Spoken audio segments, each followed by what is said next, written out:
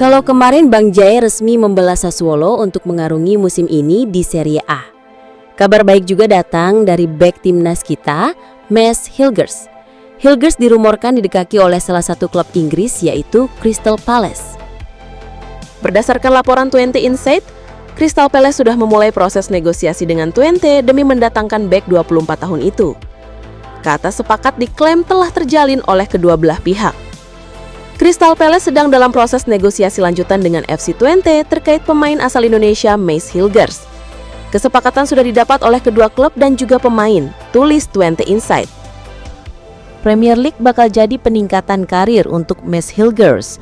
Bermain di Premier League sekaligus jadi petualangan baru bagi Hilgers setelah merumput di sepak bola Belanda sejak dari akademi pada 2005.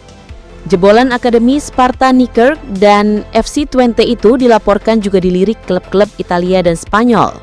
Namun berkarya di Premier League diklaim bakal lebih bergengsi untuk Mads Hilgers. Klub Spanyol yang dihubungkan dengan Hilgers adalah Sevilla dan Valencia. Sementara dari Serie A Italia ada Bologna yang diklaim berpeluang merekrut Hilgers. Terlebih Crystal Palace sukses menjadi juara Piala FA 2024-2025 dan meraih trofi Community Shield 2025 setelah mengalahkan Liverpool. Meski ada ketertarikan dari klub-klub Italia dan Spanyol, kesepakatan dengan Crystal Palace akan segera lengkap, tulis 20 Insight. Hilgers masih terikat kontrak hingga 2026 dengan FC Twente. Belum ada negosiasi perpanjangan kontrak antara Hilgers dan FC Twente. Maka bukan hal mengejutkan jika FC Twente berusaha menjual Hilgers saat ini sebelum harus melepas secara gratis musim depan. Berdasarkan situs Transfer Market, Mads Hilgers memiliki nilai pasar 6,5 juta euro atau 124,3 miliar rupiah. Hilgers merupakan pemain FC Twente dengan nilai paling mahal saat ini. Jika benar-benar merapat ke Crystal Palace, maka ini bakal jadi petualangan baru bagi Mads Hilgers. Sebab, bek 24 tahun itu menghabiskan karirnya dari akademi hingga jadi pemain profesional di Belanda. Meski terbilang muda, Hilgers sudah kaya akan pengalaman. Tercatat sudah 132 pertandingan dibukukan pemain berpostur 185 cm itu di semua kompetisi, termasuk level Eropa seperti Europa League, kualifikasi Liga Champions, dan kualifikasi Conference League. Tapi mengapa klub sekelas Crystal Palace mau merekrut Hilgers? Ini alasan Crystal Palace perlu merekrut Mads Hilgers.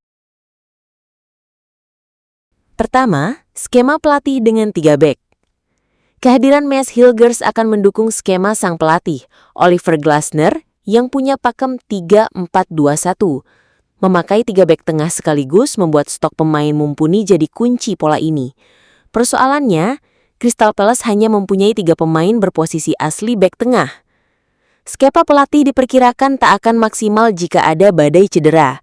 Sebab sudah ada bek tengah Crystal Palace yang sedang cedera parah, yakni Chadi Riyad yang diperkirakan baru bisa kembali pada Januari 2026. Kedua, tipe bek modern. Mads Hilgers adalah tipe bek yang sedang digandrungi banyak gaya pelatihan di era modern. Sebab, di masa kini, tugas pemain belakang tidak hanya menyetop lawan, melainkan ikut membantu serangan. Kemampuan Mads Hilgers melakukan build-up memungkinkan dirinya berkontribusi membangun serangan. Ia punya kualitas umpan yang progresif serta akurat. Gaya seperti ini diperkirakan bisa cocok dengan skema pelatih. Formasi 3-4-2-1 kerap mengandalkan umpan langsung ke depan dari lini belakang.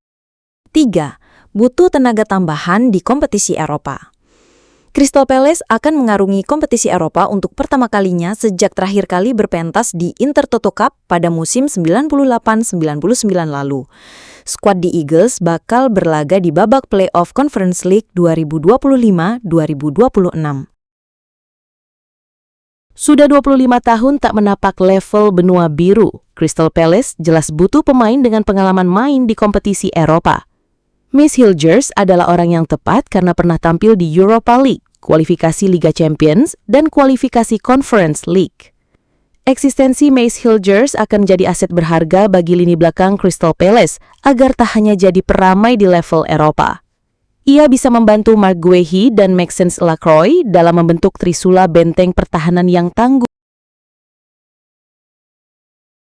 Harga terjangkau.